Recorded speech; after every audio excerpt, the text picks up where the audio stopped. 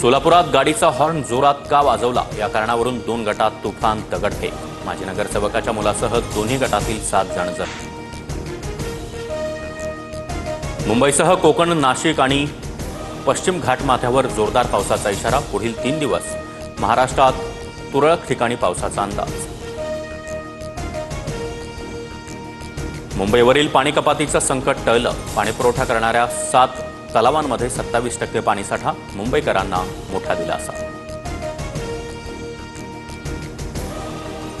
संत तुकाराम महाराजांची पालखी आज यवतमध्ये तर ज्ञानेश्वर माऊलींची पालखी सासवडमध्ये मुक्कामी असणार। खासदार सुप्रिया सुळे पालखी सोहळ्यात सहभागी होणार। पंढरपूरहून सुरू झालेली ग्लोबल वारी यूकेमध्ये दाखल। 21 देशांच्या सीमा ओलांडून वारीची लंडनमध्ये सांगता। 7 समुद्रापार टाळ मृदुंगाच्या गजरात पादुकांचं स्वागत।